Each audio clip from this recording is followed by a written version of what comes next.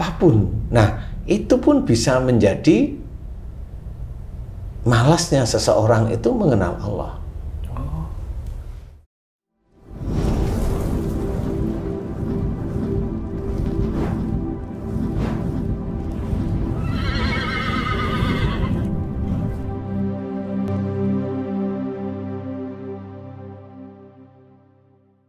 Bismillahirrahmanirrahim. Assalamualaikum warahmatullahi wabarakatuh. Waalaikumsalam warahmatullahi wabarakatuh.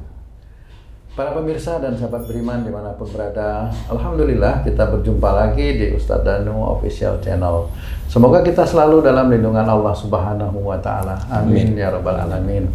Di video kali ini kita akan ngaji lagi bersama guru kita semua, Pak Ustadz Danu. Assalamualaikum Pak Ustadz. Waalaikumsalam warahmatullahi wabarakatuh. Amin ya Rabbal Alamin. Assalamualaikum Bang. Waalaikumsalam Pak. Amin ya Rabbal Alamin. Para pemirsa dan sahabat beriman dimanapun berada, kita mengakui bahwa bumi, makhluk hidup semua manusia ini yang menciptakan Allah, dan kita percaya itu. Nah Pak Ustadz, apakah ada iman yang lain? Sebagai contoh nih, misalnya nih, kita punya atasan, kita merasa bahwa waduh, ini kalau nggak ditolong atasan kita nggak bisa. Apakah ini juga termasuk iman kepada Allah dengan cara-cara yang seperti ini? Bagaimana penjelasannya Bapak Ustadz ya? Ya, bismillahirrahmanirrahim. Assalamualaikum warahmatullahi wabarakatuh. Waalaikumsalam warahmatullahi Amin ya Rabbal Alamin. Alhamdulillah. Jadi iman kepada Allah Ta'ala memang ini sulit. Sejak awal itu memang ini sulit ya. Sulit sekali, sangat sulit sekali ya. Karena kita harus menerapkan iman itu hanya kepada Allah Ta'ala. Maksud saya itu, iman kepada Allah Ta'ala itu bahwa tidak ada Tuhan selain Allah, maksudnya ya. Percaya dan yakin gitu Ya, Ustadz, tidak ada Tuhan selain Allah. Jadi jangan menuhankan yang lain. Ya. Nah, kalau kamu tanya tadi, kalau saya tidak ditolong oleh pimpinan, saya tidak bisa apa-apa, apakah itu termasuk iman kepada Allah? Nah, itu tidak bisa. Pertanyaanmu saya anggap itu nggak pas. Jadi, kalau kamu bertanya bahwa pimpinanmu itu yang menolong kamu, tahu kamu itu ditolong pimpinanmu, tetapi yang harus kamu pikirkan adalah Allah menolong diriku melalui atasanku. Ya. Itu senantiasa meletakkan Allah itu yang maha menolong. Dan apakah, mohon maaf, itu harus kita sering ucapkan Pak Ustadz, supaya tidak, ya tadi itu, tergelincir misalnya gitu Pak Ustadz? Ya, harus diketahui dan sering kita belajar dari situ. Jadi apapun bentuknya yang menolong itu Allah. Melalui siapa? Memang Allah, tapi melalui siapa? Apapun bentuknya kita harus memahami bahwa yang maha penolong itu Allah. Jadi kalau ada orang itu bermain Tuhan-Tuhanan, dia bermain Tuhan-Tuhanan itu, umpamanya dia bilang, oh proyek itu dulu kalau saya nggak ngarahin ini, kalau nggak karena saya begini-begini, itu nggak dapat proyek. Oh, itu nggak boleh. Itu berarti dia, walaupun itu sekecil omongan seperti itu, dia bermain Tuhan-Tuhanan. Berarti dia tidak beriman kepada Allah itu ya Pak Ustadz? Dia beriman kepada dirinya sendiri. Dan itu dianggap syirik oleh Allah Ta'ala. Sama seperti momennya kamu dulu kalau nggak saya tolong, kamu nggak akan seperti ini. Oh, nggak boleh. Itu bermain Tuhan-Tuhanan. Jadi dia syirik terhadap Allah sebenarnya. Bukan hanya kesombongan semata itu Pak Ustadz, tapi sudah langsung ke arah bermain Tuhan ya Pak Ustadz? Iya. Itu kan seperti itu. Siapa yang menolong dia? Kan Allah. Kalau momennya kamu, kalau tidak saya tolong, emang dari mana? Dia menolong lewat apa? Seseorang menolong seseorang itu insya Allah atas izin Allah. Berarti ada hidayah dari orang tersebut itu untuk menolong saudaranya yang lain. Atau menolong binatang, atau menolong siapapun. Itu ada hidayah, petunjuk dari Allah Ta'ala. Hatinya digerakkan oleh Allah Ta'ala untuk menolong. Bukan dia merasa yang menolong seperti itu. Ini yang tidak pernah dimengerti oleh banyak dari diri kita atau saudara-saudara kita. Yang menggerakkan kita menolong orang lain itu ya Allah sebenarnya. Seperti itu. Ada sesuatu. Nah, hal yang baik itu dari Allah. Sesuatu yang baik itu datangnya dari Allah. Jadi bukan dari kita.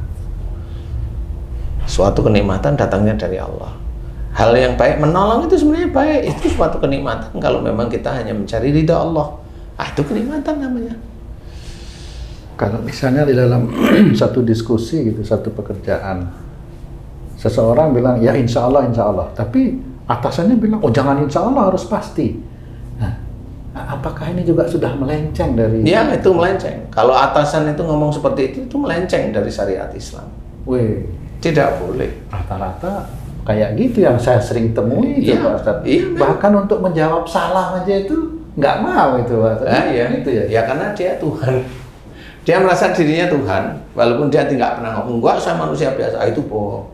Karena perilaku yang dia lakukan itu merasa dirinya itu Tuhan, merasa dirinya itu lebih daripada orang lain. Nah, orang yang seperti itu ya nanti dia akan mendapatkan yang sebenarnya itu sudah diceritakan dalam Quran, dia akan merasakan nantinya. Jadi tidak boleh kalau memang itu lingkungan, apalagi atasan itu sholat, betul. Nah, itu harusnya paham bahwa mengucap insya Allah itu semua terjadi itu atas izin Allah, makanya diucapkanlah insya Allah. Jika Allah itu mengizinkan, kan jelas itu. Iya. Bukan berarti harus pasti loh. Yang pasti itu malah milik Allah, bukan milik kita. Nah, dia yang pasti gimana? Kalau memang istrinya sakit, pasti nggak istrinya bisa sembuh? Wah.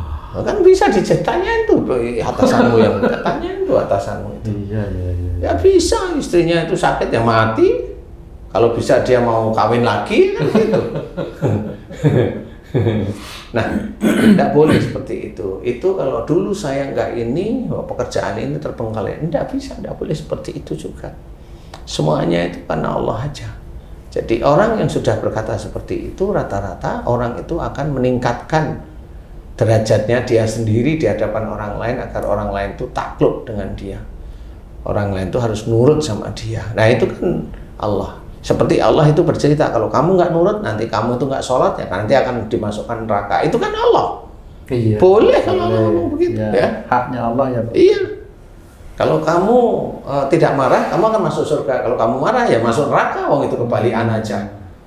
Kalau itu Allah ngomong, bicara dan hadis Nabi, boleh silakan. Oh, itu hanya Allah. Lah kita hanya bisa sumpah serapah aja. Nah, enggak boleh seperti itu. Tidak boleh kita ngomong bahwa ngomong kita itu seperti Tuhan, nggak boleh. Nggak boleh. Kita harus tetap harus rendah hati, harus paham bahwa Allah itu Khalik yang menciptakan kita. Bukan kita yang merasa. Nah, kalau umpamanya atasanmu itu kan dia ngomong begitu karena dia itu atasanmu. Coba jabatan dia itu sebagai cleaning service, ngomong apa coba? Ngomong apa coba? Iya, betul. Kan begitu.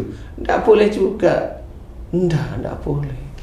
Dan inilah yang harus kita pelajari, bahwa kita hanya menuhankan Allah. Umpamanya kita ditolong sama orang, berterima kasihlah sama orang itu sungguh-sungguh. Dan tahu bahwa Allah yang menolong kita melalui orang itu. Alhamdulillah ya Allah. Engkau telah tolong aku melalui dia. Alhamdulillahirabbil alamin. Ya itu benar. Ya. Makanya orang-orang yang dia ingin jabatan tertentu itu ngatok dengan pimpinan itu, ngatok, ngikutin perintahnya. Sehingga karena apa? Yang dia inginkan itu ya jabatannya itu. Nah, dia orang yang seperti itu, dia dengan sadar bahwa atasannya itu atau orang itu Tuhannya. Kalau atasannya udah pensiun, ya kan pensiunnya Tuhannya, ganti atasan lagi ya dia nggak konsekuen dia berarti ya. Yang penting kan dia untung. Oh iya, makanya bener ya. yang harus dicari itu kan ridha Allah. Kalau dia begitu, dia nggak mencari ridha Allah, dia mencari untung dunia. Betul. Untung dunia dapatnya hanya jabatan, uang yang lumayan berlimpah kan gitu. Kalau ada kesempatan ya korupsi. Kalau nggak ketemu ya alhamdulillah sampai matinya dia akan alhamdulillah deh. Apakah kalau seseorang mempertahankan jabatannya itu dia menuhankan jabatan jadinya? Iya. Dia nyaman di situ, tidak boleh harusnya. Ya, menuhankan jabatan karena enak di jabatan Iya, itu, betul. gitu ya, enak kan itu ya. Itulah nyari untung lagi Pak Iya. Ustaz. Untuk lagi enak di jabatan ini. Nah, itu tidak boleh seperti itu. Allah yang mengatur segala-galanya. Allah yang mengatur. Jadi tetap kita itu apa yang kita terima harus kita syukurin. Itu dari Allah Ta'ala. Takdir dari Allah Ta'ala. Kalau memang mau merubah takdir, bukan takdir ini dirubah menjadi enggak. Perubahan dari takdir yang tidak nyaman, yang kita inginkan menjadi nyaman itu ya dirubah dengan melalui syariat agama Islam yang seperti itu. Apa untuk merubah takdir? Nah, harusnya yang dirubah itu adalah cara kembali pada syariat Islam. Tapi kebanyakan orang Islam, cara merubah takdir yang tidak enak jadi enak, dia berusaha, berusaha secara duniawi. Ya monggo silahkan aja kalau berusaha dunia. Ya kan ikhtiar, monggo silahkan. Nanti kalau dia sudah berubah, kemudian dia tidak ada di bawah lagi, nah pasti ujub ya bangga sombong muncul pasti itu. Karena dia nggak ngerti yang harus dirubah itu apa. Yang harus dirubah itu harusnya adalah kedekatan kepada Allah Ta'ala. Kemudian ikhtiar ditingkatkan lagi, tapi kedekatan pada Allah Ta'ala itu ditingkatkan. Yang dulunya sholatnya kurang khusyuk, dikusukkan. Seperti itu. Kalau dulunya hanya wajibnya saja, ditambahin sunnah. Kalau yang dulunya nggak rajin, nggak sering baca Quran, bacalah Quran dengan niat lillahi ta'ala. Nah, itu pendekatan kepada Allah Ta'ala itu seperti itu. Tapi jangan seperta-merta untuk meningkatkan hasil duniawinya. Ya jangan, itu nanti itulah Itu bukan jual beli dengan Allah, ya, itu seperti namanya. tidak berhubungan gitu ya Pak Ustaz. Kalau mau berhasil malah justru mendekatkan pada Allah. Ya, itulah yang akhirat malahan. Misalnya satu proyek, kalau proyeknya mau berhasil bukan ini dikejar, tapi coba dekat sama Allah juga seperti itu Pak. Iya. Wah, Tapi bukan dengan gaya apa? Yuk, biar gitu. kita dapat proyek, kita panggil yatim piatu besar ustadznya. Loh, itu kan kamu mau menipu Allah dengan gayamu berbuat baik sebenarnya. Bukan seperti itu. Kalau memang kamu keluarkan sedekah atau infak kepada yatim piatu, panggil boleh. Kasih makan, sanguin. Di yayasan kamu sanguin juga, silahkan. Cari ridha Allah. Bukan cari sukses dari titik itu. Kan beda. Cari ridha Allah. Kemudian dia tetap biasa aja. Kemudian dia juga nanti tiap bulan sekali ngasih ke yatim piatu. Boleh silahkan. Tapi cari ridha Allah. Jangan cari dunia di titik itu. Jangan ngomong, lah kan doa anak yatim itu kan diijabah sama Allah. Nah, kamu itu disitulah orang itu nggak paham. Jangan terus anak yatim suruh doain kamu agar kamu kaya. Itu kamu itu membodohi Allah. Bukan seperti itu caranya. Anak yatim yang doanya dikabul oleh Allah Ta'ala itu bukan yang kamu suruh, kamu ajak datang, kemudian kamu suruh dia mendoain kamu. Bukan itu. Anak yatim itu banyak. Anak yatim melihat kamu, momennya nuntut orang tua untuk nyebrang jalan. Ada anak yatim lihat, kok itu bapak itu kok baik banget ya, ya Allah, aku mohon padamu berikan dia kesehatan, lindungi dia dan berikan rezeki yang halal dan thayyib. Anak yatim yang itu malah yang belum dikasih malah itu. Enggak harus seperti itu. Makanya dia orang Islam berbondong-bondong untuk seperti itu mau ngakalin Allah Dan memanfaatkan jadinya Pak. Lah iya, terus mau gimana? Boleh seperti itu. Iya boleh, karena menolong anak yatim secara harfiah manusia. Tetapi secara syariat itu tidak boleh seperti itu. Itu membohongi Allah namanya. Dan itu nggak perlu kita minta doa sama dia, nggak perlu. Kasih pulang, suruh pulang. Yang penting dia seneng, dia kenyang, kemudian ada sangu, silahkan. Itu menyenangkan hati anak yatim. Gak usah kita itu meminta doa dari anak yatim. Kalau memang hanya untuk itu, biarin anak yatim itu sendiri yang berdoa sendiri. Biarkan dia itu doa dengan kalimat-kalimat yang terbata-bata dari lisannya. Biarkan dia. Tapi orang Islam itu kan kalau nggak dengar doanya itu kan risih dia itu. Risih kenapa? Kok aku nggak didoain kan gitu? Lah, berarti kamu itu cari untung kamu itu. Enggak. Atau kadang-kadang malah di yayasannya itu malah udah nanya itu kalau saya pernah tuh ini namanya siapa, minta didoain seperti apa lah itu, kalau gitu gimana itu ya Pak Ustaz? Sama pahamnya. Tidak boleh seperti itu. Tidak boleh. Menolong itu yang menolong. Kamu umpamanya nolong orang, ada orang pinjam berapa, umpamanya 20 juta. Oh iya ya, kasihan. Nanti balikin kapan? 3 bulan Pak? Oh insya Allah nggak apa-apa. Iya dah. Pikirmu menolong, suatu ketika di 3 bulan dia nggak ngembaliin. Nah, kamu mikir apa? Kok nggak dikembaliin ya udah 3 bulan begitu. Kamu kan nagih. Iya. Kamu. Iya. Tapi kamu takut dia, aku nggak punya uang Pak. Kamu mau apa?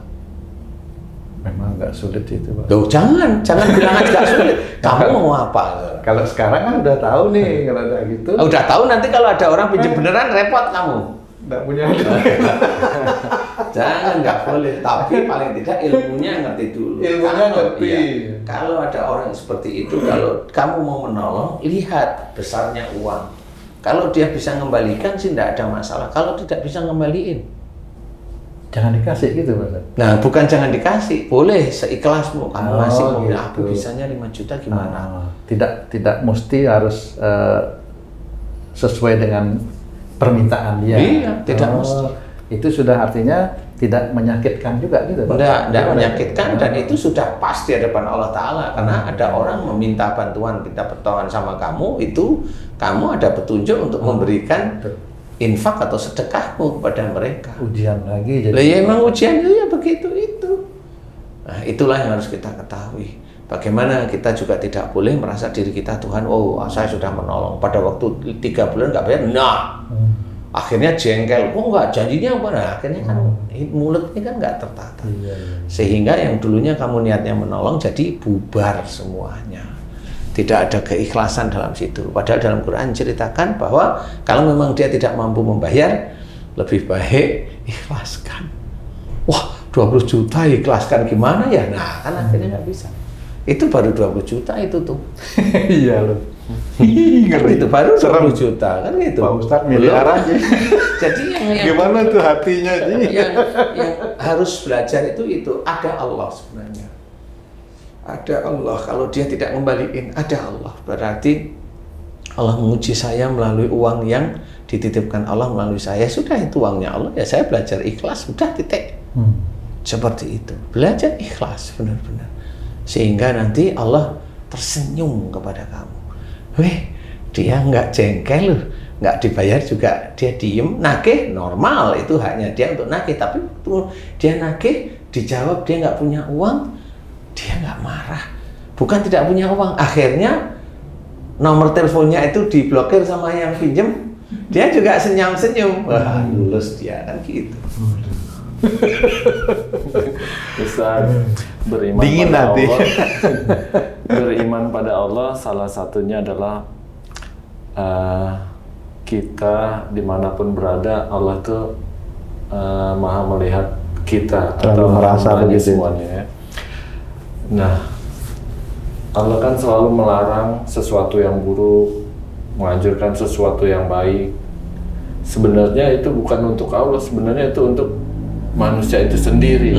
Nah, bagaimana menguatkan diri seseorang ini atau diri saya ini kalau semua larangan dan anjuran dari Allah itu baik buat diri saya sendiri gitu, Ustaz? Ya sebenarnya itu ya sudah tahu semua. Orang Islam itu insya Allah sudah tahu.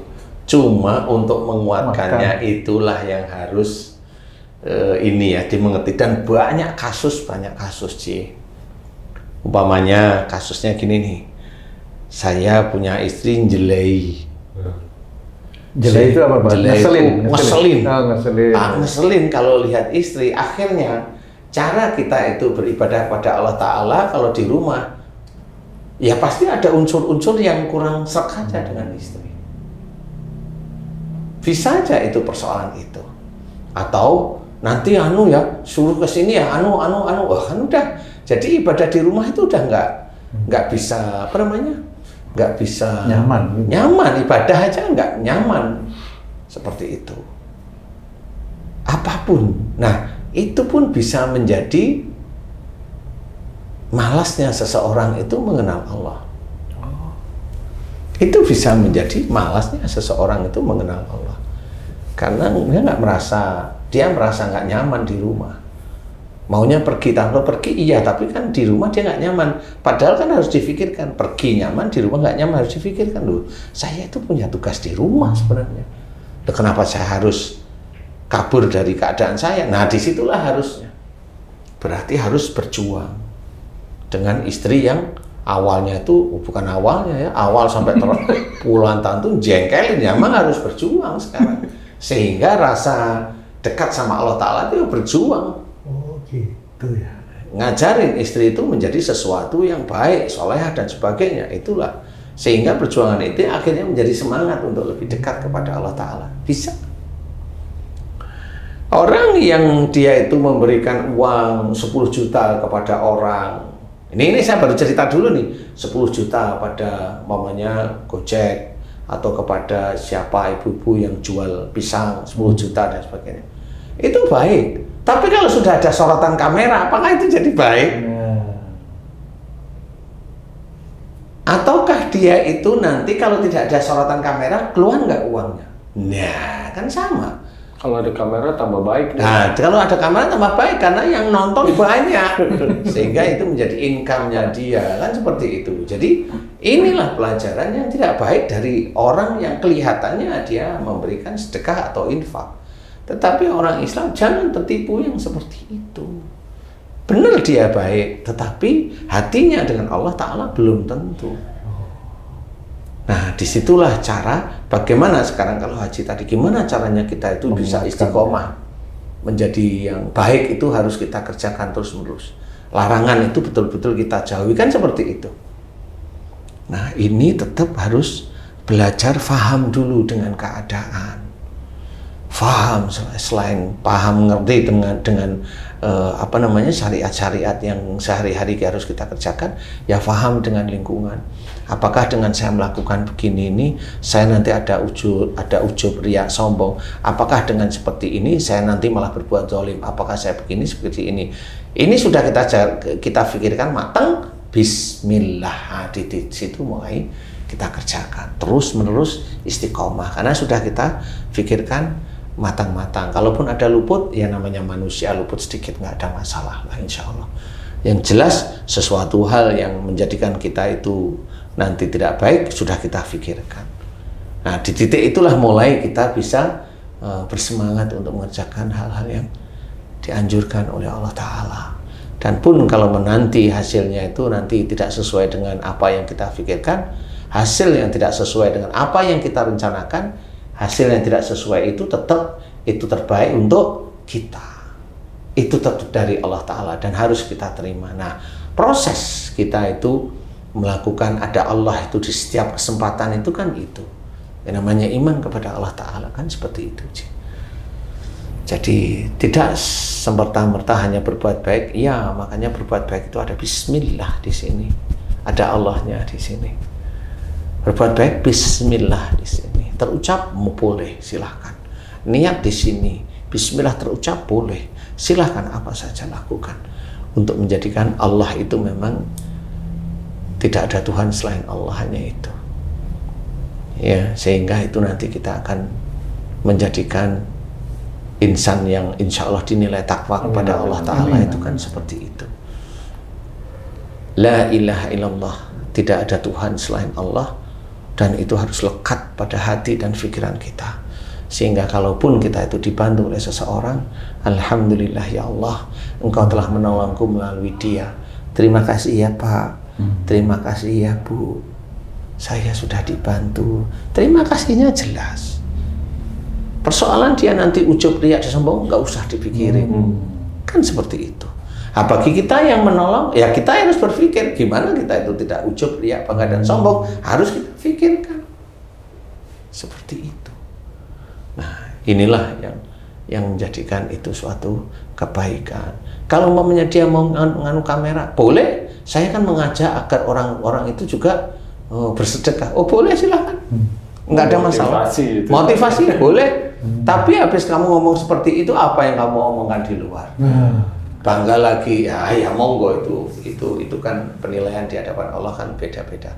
Makanya boleh kalau mau niat untuk memotivasi, silahkan.